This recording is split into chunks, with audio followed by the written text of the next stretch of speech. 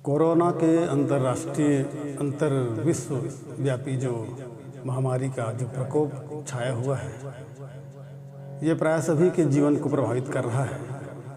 एक प्रेमी युगल अपने प्रेम से दूर रहकर अपनी व्यथा सुना रहा है। एक लोकगीत आपके बीच प्रस्तुत कर रहा हूँ। उम्मीद है आप सभी को पसंद आएगा। कैसे मिलना अब होए, कैसे मिलना अब होए संगवारी रे, कैसे मिलना अब होए, कैसे मिलना अब होए संगवारी रे, कैसे मिलना अब होए। एती कोरोना ओती कोरोना, जिंदगी मायाब हो गए रोना। एती कोरोना ओती कोरोना, जिंदगी मायाब हो गए रोना। दूरिहा में बैठे आँखी आंसुला निचोय, कैसे मिलना अब होए संगवारी रे, कैसे मिलना अब होए,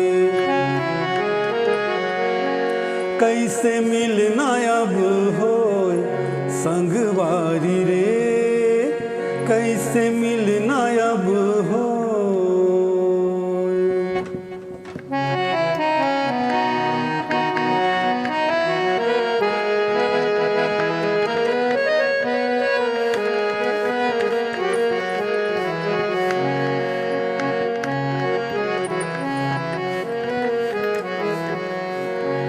कई कोस के दूरिहा में हावे तोर गाँव रे, कोरोना के डर माँ कैसे मैं जाऊँ रे। कई कोस के दूरिहा में हावे तोर गाँव रे, कोरोना के डर माँ कैसे मैं जाऊँ रे।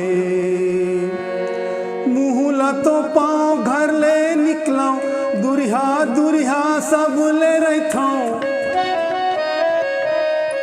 मुहला तो पाँव घर ले निकलाऊं, दूरिहा दूरिहा सब ले रहता हूँ।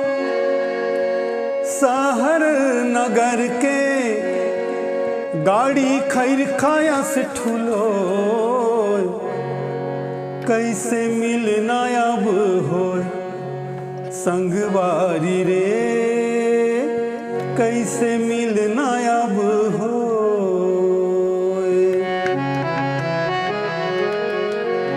कैसे मिलना अब होए संगवारी रे, कैसे मिलना अब होए।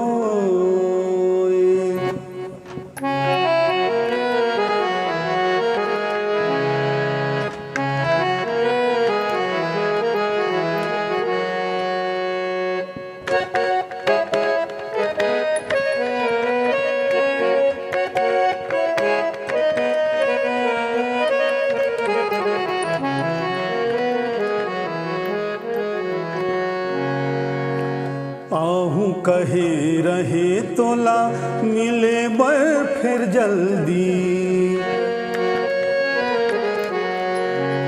बैरी कोरोना मोर ले आगे हावे जल्दी। आहू कहे रहे तोला मिले बर फिर जल्दी, बैरी कोरोना मोर ले आगे हावे पहली। चीन बैरी के जादू टोना, गांव शहर के चारों कोना। चीन बैरी के जादू टोना, गांव शहर के चारों कोना।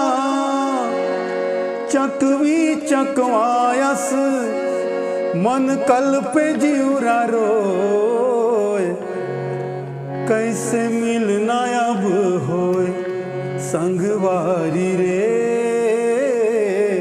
कैसे मिलना अब हो,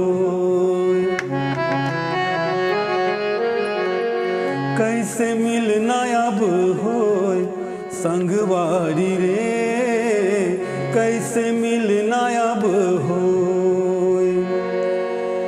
जिगी मायब हो गए रोना दुरिया में बैठे हावे कोरोना,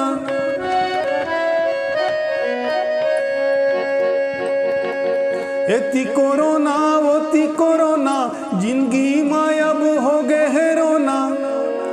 दुरिया में बैठे आँखी आंसुला निचोए कैसे मिलना अब हो संगवारी रे कैसे मिलना अब हो, कैसे मिलना अब हो, कैसे मिलना अब हो।